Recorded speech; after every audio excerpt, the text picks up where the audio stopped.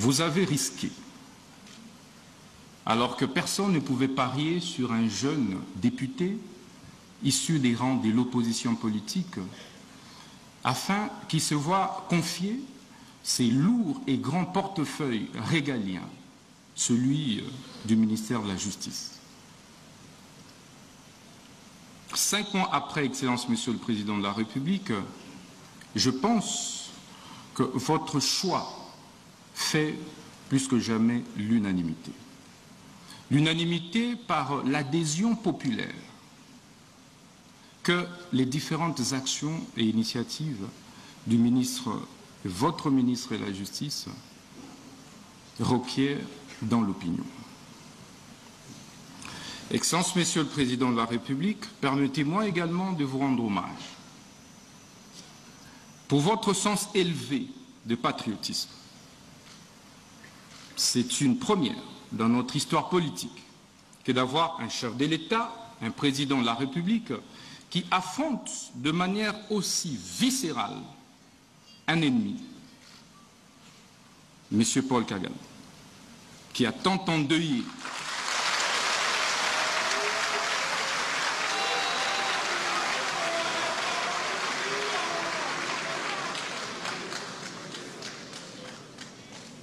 Je disais, Excellence, Monsieur le Président de la République, que c'est une première dans notre histoire politique que de voir un chef de l'État autant aimer le Congo, porter autant les aspirations des Congolaises et Congolais, travailler pour la préservation de l'intégrité du territoire national, en ouvrant un front politique, diplomatique, judiciaire clair contre l'agression rwandaise pilotée par ce criminel économique et criminel de guerre, M. Paul Kagame.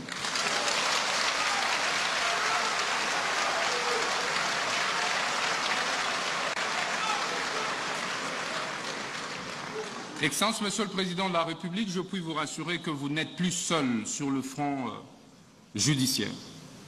Je suis là à vos côtés et je ne ménagerai aucun effort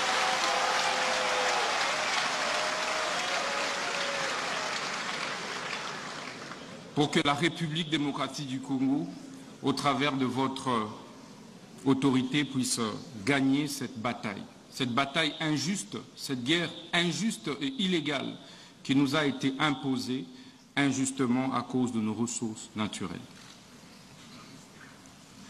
Excellence, Monsieur le Président de la République, après cette phase d'hommage, permettez-moi de rappeler également votre dévouement pour l'instauration de l'état de droit, véritable état de droit, depuis votre avènement à la tête de notre pays. Et cet état de droit passe indubitablement par une justice juste et équitable. Mais Excellence, Monsieur le Président de la République, c'est quoi alors la justice ?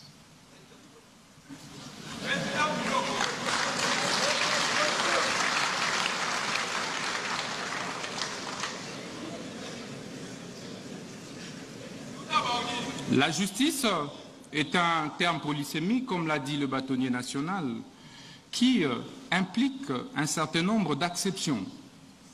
Au-delà de la légalité, elle implique l'éthique, la morale, l'équité.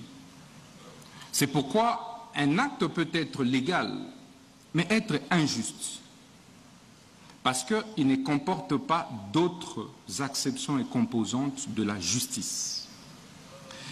Mais au sens formel, Excellence, Monsieur le Président de la République, la justice devait être comprise comme ce système, cet ensemble de systèmes composés et constitués des corps des magistrats, des avocats, des huissiers, des greffiers, des OPJ, des APG, j'en passe, en vue de créer l'équilibre dans la société, en vue de créer l'apaisement et la paix sociale dans la société. C'est pourquoi, partout au monde, y compris dans notre société, le constituant et les législateurs congolais ont créé ce qu'on appelle la séparation des fonctions pour éviter des abus de la part d'une composante. Vous avez donc le juge qui a pour fonction de dire le droit, et rien de plus. Et sa décision ne peut pas être exécutée par lui-même. Il faut donc un huissier de justice pour exécuter sa décision. C'est pourquoi un magistrat debout ne peut pas lui-même exécuter son propre mandat. Il faut donc un APJ, il faut donc un IPJ pour exécuter son propre mandat. C'est pourquoi il faut des greffiers pour pouvoir apposer des formules exécutoires sur des décisions des justices et poser d'autres actes extrajudiciaires. Excellence, Monsieur le Président de la République, c'est toutes ces composantes qui constituent ce qu'on appelle justice. Parce qu'en réalité, sans une composante, le système est défaillant. Si aujourd'hui les avocats décident de ne plus prester, la justice sera handicapée. Si les greffiers font la même chose, la justice sera handicapée. Si les magistrats grèvent, ça va être la même chose. Donc la justice est un corps, c'est comme un corps humain, où chaque membrane joue un rôle essentiel. C'est pourquoi la conviction qui est la mienne, Excellence, Monsieur le Président de la République, est que c'est tout ça qui forme en réalité le pouvoir judiciaire. Mais comment créer l'équilibre?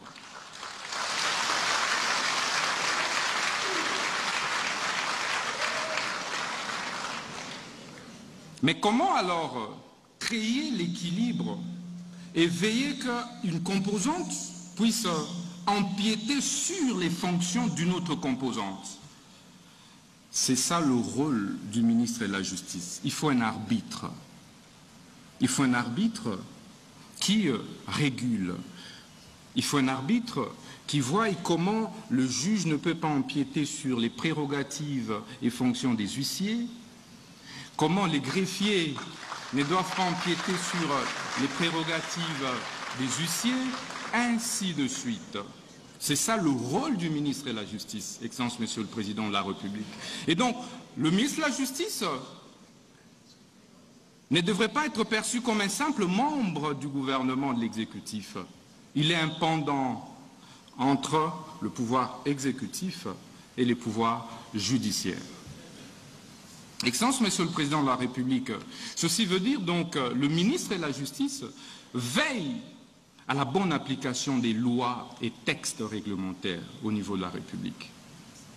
Le ministre de la Justice veille sur les exécutions des décisions des justices. Le ministre de la Justice veille sur la protection et préservation des droits et devoirs des citoyens. Il se rassure, Excellence, Monsieur le Président de la République.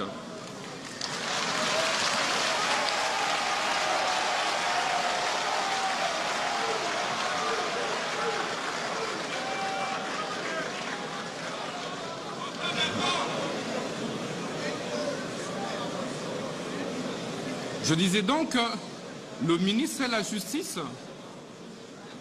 veille à la sauvegarde, à la préservation des droits et libertés fondamentaux des citoyens. C'est donc le protecteur des faibles. C'est donc le protecteur des démunis, de ceux qui pensent que la justice est réservée à une certaine classe, à une certaine catégorie. C'est cela aussi le rôle du ministre de la Justice. Excellence, Monsieur le Président de la République, chef de l'État et magistrat suprême, qu'en est-il de la justice en RDC? Le constat, vous l'avez plus d'une fois fait, mais nous l'avons également fait après notre nomination par votre auguste autorité. 7 Congolais sur 10 sont insatisfaits de la manière dont notre justice est distribuée et administrée.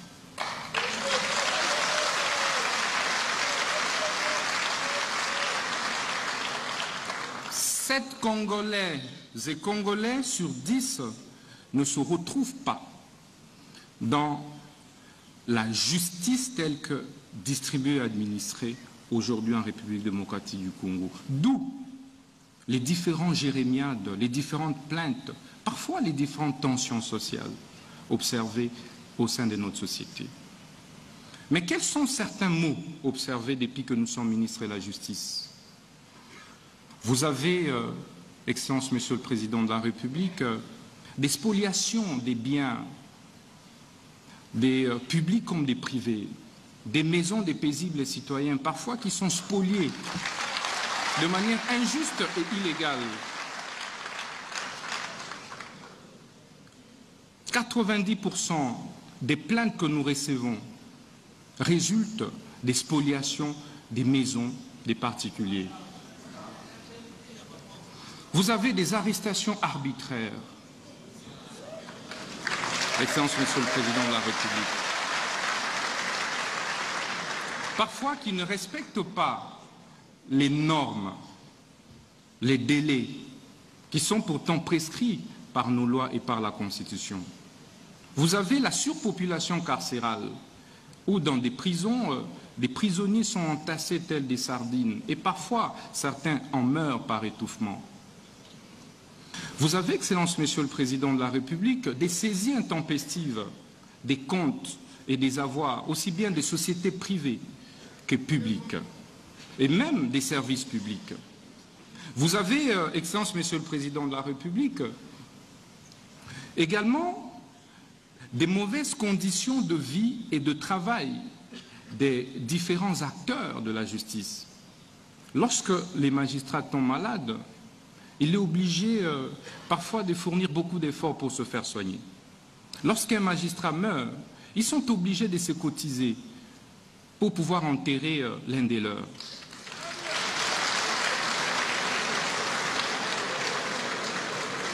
Il n'y a pas de prime de brousse, d'où la plupart des magistrats et juges préfèrent se concentrer ici à Kinshasa et refusent d'aller à l'intérieur du pays.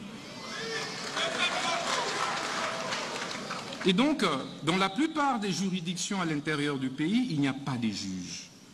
Il y a une insuffisance des magistrats. Et donc, la justice n'est pas bien dite à l'intérieur du pays. Mais cela est dû aussi aux mauvaises conditions de travail, aux mauvaises conditions de vie de ces magistrats, parfois qui prennent d'énormes risques pour ceux qui acceptent, Excellence, Monsieur le Président de la République. Ils n'ont pas de moyens de mobilité.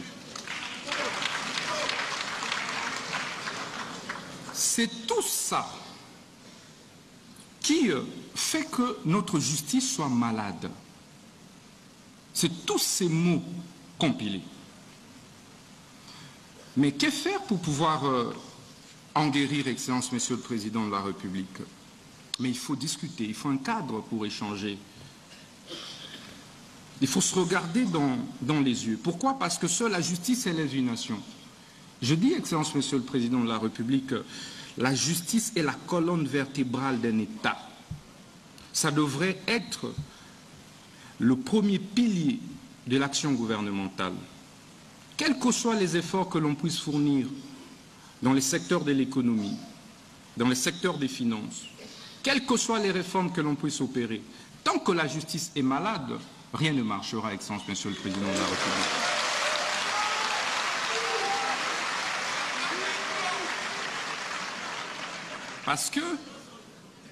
Parce que l'impunité, les détournements, la corruption ont malheureusement élu domicile au sein de notre justice. Et il sera ainsi difficile de pouvoir impulser le développement de notre République sans toucher de fond la réforme de la justice. Donc, il nous faut du courage, il nous faut de l'audace, puisque nous n'avons que ce pays, de nous regarder en face et de nous dire les problèmes c'est à tel niveau et la thérapie est là. Et accepter que cette thérapie soit administrée de manière ferme, claire et sans faille, Excellence, Monsieur le Président de la République.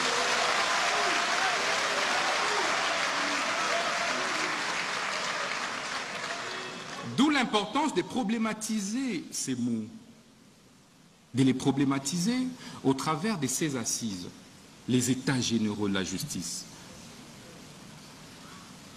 Ces États généraux qui interviennent, Excellence, 9 ans après ceux qui ont été organisés en 2015, sont une première du genre pour votre Excellence, depuis votre avènement à la tête de ce pays.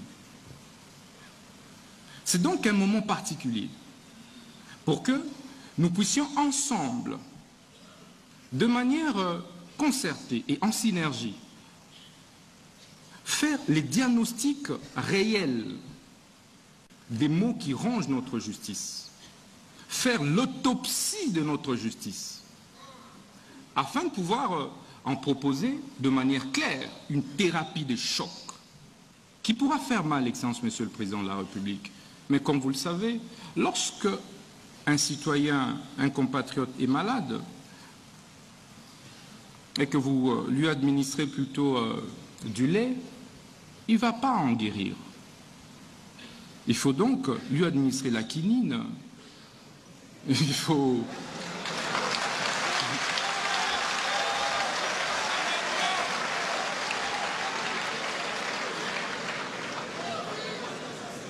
Excellence, Monsieur le Président de la République, lorsque vous avez une plaie et que vous mettez du sucre sur cette plaie-là, elle ne va pas guérir. On ne met pas du sucre sur une plaie. Ça fera mal, mais il faut administrer de la thérapie des chocs. Ces assises, Excellence, vont se dérouler du 6 novembre au 13 novembre. Et elles ont été organisées et seront organisées en 3 phases. La première phase a consisté, évidemment, comme le président de la Cour constitutionnelle et le président du Conseil supérieur de la magistrature l'a dit, en l'évaluation des États généraux de 2015. Ça a déjà été fait à Zongo, dans le Congo central. La deuxième phase, qui constitue, Excellence, Monsieur le Président, la particularité de ces États généraux, ce sont les consultations populaires. Contrairement aux dévanciers, ces États généraux ont requis l'implication, la participation du citoyen lambda, de la maman maraîchère, du justiciable de la rue, des 7 femmes veuves, des 7 enfants orphelins, mais victimes d'une spoliation de sa maison parce que son père est décédé et qu'il n'a donc aucune protection, et que les oncles sont arrivés, et que certains avocats sont intervenus, et que certains juges, certains huissiers, certains greffiers sont intervenus pour pouvoir participer à l'expropriation ou spoliation de cette maison. Voilà la victime de la justice que nous avons associée à ces consultations. Et troisième phase, sont ces assises proprement dites, qui vont se dérouler ici, dans ce majestueux cadre de centre financier, et qui vont se clôturer le 13 novembre au Palais du Peuple. Pourquoi Palais du Peuple? Parce que la justice est rendue au nom du peuple et exécutée au nom du chef de l'État, que vous êtes dans l'espace suprême. Excellence, Monsieur le Président de la République, depuis notre avènement au ministère de la Justice, nous avons mené quelques réformes courageuses.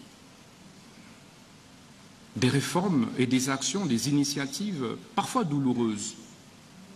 Parfois, nous nous sommes posé la question, doit-on continuer ou reculer? C'est ici les lieux de vous remercier, du fond du cœur. N'eût été votre soutien inlassable, je démissionnerai du gouvernement, Excellence, Monsieur le Président.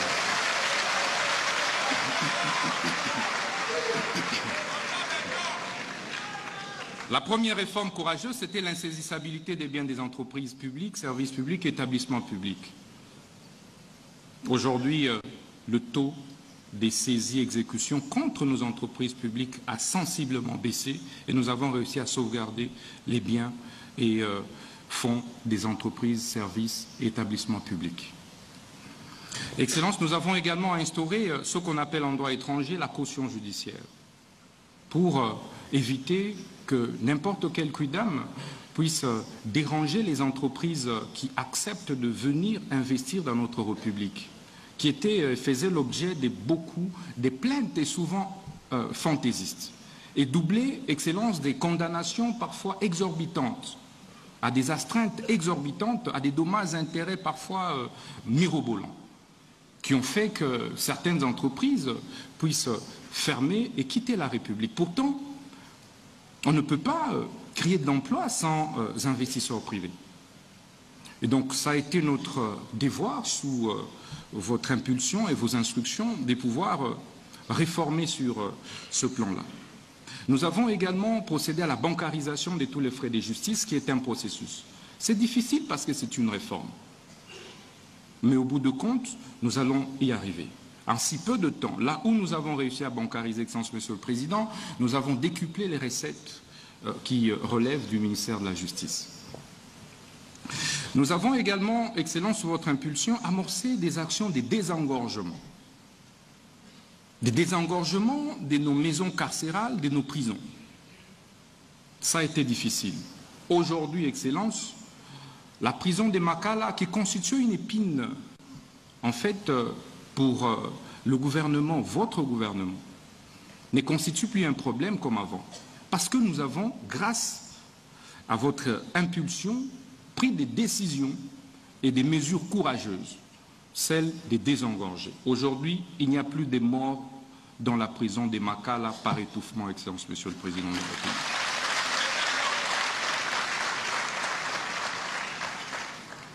Nous nous sommes également employés, Excellence, à assainir les exécutions des décisions de justice. Il y avait trop de désordre. On se réveille un bon matin, c'est un non-agent de justice qui allait exécuter une fausse décision de justice qu'on imputait au juge, et parfois pour rien. Étant donné qu'il n'existe pas de système de certification efficace des décisions de justice et même d'actes officiels jusqu'ici en République démocratique du Congo, nous avons eu affaire à beaucoup de décisions parfois falsifiées à l'insu des juges. Parfois, on mettait des noms des juges déjà décédés.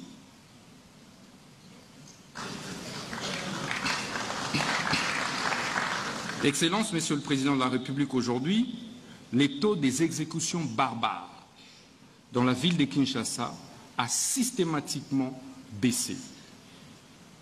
Que ce soit au niveau des banques, que ce soit au niveau des particuliers. On ne se réveille plus un bon matin et on a un particulier qui va ravir la parcelle d'autrui. Excellence, vous pouvez vérifier, ça n'existe plus aujourd'hui à Kinshasa. Depuis notre nomination comme ministre de la Justice et garde des Sceaux, parce que nous frappons fort lorsque nous nous rendons compte qu'il y a un réseau des mafieux qui s'emploie à pouvoir commettre des bêtises.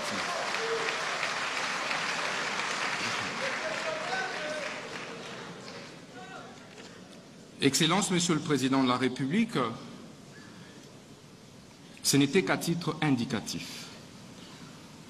Nous avons mené des réformes aussi bien au niveau des services des cultes et associations, comme vous avez suivi. Aujourd'hui, nous avons supprimé l'F92 et nous accordons des personnalités juridiques aux églises et nous avons instauré les systèmes d'identification de tous les pasteurs.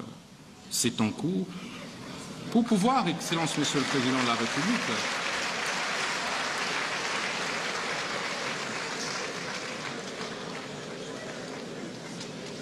Excellence, pour mettre fin à cette floraison, parfois aussi des faux pasteurs qui pilulent et qui, malheureusement, contribuent dangereusement à l'immoralisation de la société. Nous allons donc exiger un permis de culte pour tout celui qui devra se présenter devant ses paroissiens ou ses fidèles. Excellence, Monsieur le Président de la République, vous permettrez de ne pas abuser de votre temps pour chuter. Les États généraux que nous sommes en train d'organiser, ce n'est pas un lieu de confrontation, d'affrontement entre le ministre et les magistrats et les huissiers et les avocats, les citoyens et les magistrats. C'est plutôt un cadre des prises de conscience collectives, des remises en cause systémiques et systématiques, des pratiques que nous avons observées pendant des décennies et qui malheureusement ont démontré leurs limites et ont détruit notre système judiciaire. C'est qu'ensemble, en travaillant main dans la main, que nous allons parvenir à redresser notre justice. Ce n'est donc pas une initiative du ministre de la Justice, encore moins du gouvernement, mais c'est une initiative collective. J'invite donc les uns et les autres à travailler de telle manière que nous puissions avoir des recommandations qui puissent déboucher sur des réformes courageuses. Celles qui pourront toucher, pourquoi pas, à la révision de la Constitution.